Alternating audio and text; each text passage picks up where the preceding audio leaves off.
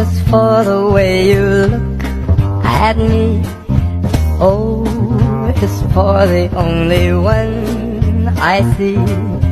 V is very, very extraordinary. E is even more than anyone that you adore can.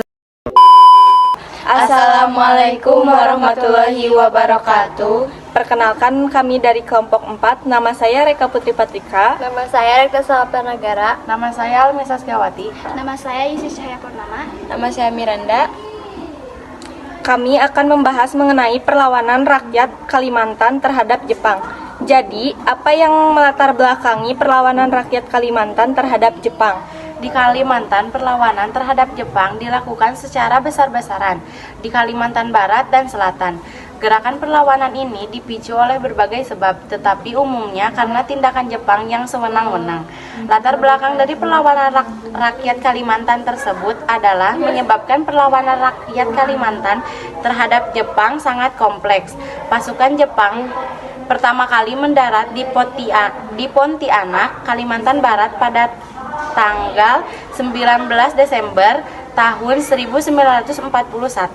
Kedatangan Jepang segera menyebabkan kondisi perekonomian menjadi macet sehingga menimbulkan bencana kelaparan yang merajalela. Selain itu, pada awal pendudukan Jepang di Kalimantan Barat ada dua buah perusahaan yang masuk, yaitu Nomura Pertambangan dan Sumitomo Perkayuan. Untuk menjalankan kedua perusahaan itu, Jepang mempekerjakan sekitar 80.000 rakyat dengan sistem kerja paksa Romusa.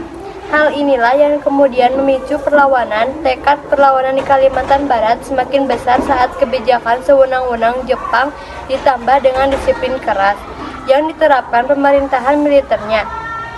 Tekad perlawanan Kalimantan Barat semakin besar saat kebijakan sewenang-wenang Jepang ditambah dengan disiplin keras yang diterapkan pemerintahan militernya. Pasalnya, rakyat Kalimantan Barat dipaksa membungkuk untuk menghormati tentara Jepang. Apabila mereka menolak, mereka akan diberi kekerasan fisik, sehingga tindakan yang dilakukan Jepang ini tidak dapat ditoleransi lagi karena dianggap sebagai pelanggaran terhadap kehormatan diri rakyat. Ternyata Jepang sangat kejam ya, nggak nurutin kemauannya aja langsung dikasih kekerasan. Kekerasan fisik juga itu. Jadi bagaimana perlawanan rakyat Kalimantan terhadap Jepang? Perlawanan rakyat Kalimantan terhadap Jepang tidak tahan dengan kekejaman Jepang. Pada akhir 1944 orang-orang Dayak mulai melancarkan serangan. Meski berhasil menumbuh beberapa orang Jepang, perlawanan mereka belum memberikan hasil yang berarti. Bahkan perlawanan rakyat dibalas oleh Jepang dengan akibat-akibat yang sangat buruk. Pada awal 1945, orang-orang Dayak di daerah Hulu Kapus pada awal 1945 orang-orang Dayak di daerah Hulu Kapus di pedalaman Kalimantan Barat bangkit melawan Jepang. Pasukan Jepang yang sibuk menghadapi penderitaan pasukan sekutukun menjadi kelebabkan. Bahkan kegeraman orang Dayak dalam lahir. Hal itu membuat orang-orang Dayak semakin berani memasuki Pontianak dengan membawa senjata tajam termasuk senapan, tombak, parang, dan sumpit. Salah satu tokoh perlawanan rakyat Kalimantan terhadap Jepang adalah Pangsuma, yang mulai melancarkan aksinya pada pertengahan Februari 1945 hingga 13 Mei 1945.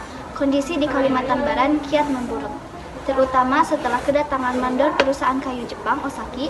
Selain kejam, Osaki memaksa ingin menikahi gadis Dayak. Apabila niatnya itu ditolak, dia mengancam akan membunuh ayah gadis itu. Pada akhirnya, Pangsuma memenggal Osaki dan membakar satu perusahaan ekspedisi yang dikelola Komandan Konvei Kaisu Nagatani di Meliau. Selain itu, pimpinan perusahaan kayu lainnya di Nichiran, Seo Sogi, juga dipenggal. Peristiwa ini semakin membakar semangat orang-orang Dayak untuk melakukan perlawanan. Gerakan perlawanan pun berkembang luas ke segenap rumpun Dayak di hulu pesisir dan pedalaman Kapuas hingga Melawai, Barito, dan Mahakam.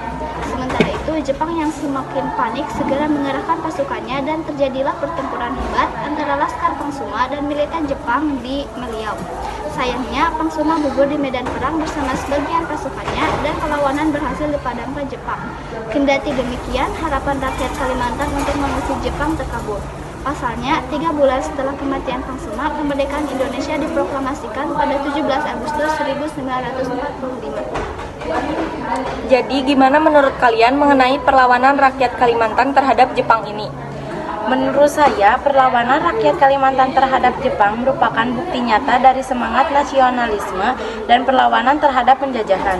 Perlawanan rakyat Kalimantan menunjukkan bahwa perlawanan tidak hanya terjadi di Jawa atau Sumatera, tetapi juga di berbagai wilayah di Indonesia. Mereka menunjukkan keberanian dan keteguhan dalam menghadapi penjajahan meskipun dengan keterbatasan sumber daya dan persenjataan. Perlawanan ini juga menunjukkan bahwa rakyat Kalimantan memiliki kesadaran nasional yang kuat dan tekad untuk melawan penindasan. Mereka tidak hanya berjuang untuk diri sendiri, tetapi juga untuk kemerdekaan Indonesia. Penting untuk meningkatkan bahwa perlawanan rakyat Kalimantan tidak selalu berhasil, tetapi semangat dan keberanian mereka tetap menginspirasi. Kisah-kisah mereka mengingatkan kita tentang pentingnya perlawanan ketidakadilan dan perjuangan keadilan dan kemerdekaan. Perlawanan rakyat Kalimantan terhadap Jepang memang memiliki sisi positif, yaitu menunjukkan semangat juang dan nasionalisme yang tinggi. Namun, konflik selalu memiliki dampak negatif terhadap hak, seperti hak untuk hidup. Rakyat Kalimantan mengalami pelanggaran hak untuk hidup akibat kekerasan dan penyiksaan yang dilakukan oleh Jepang.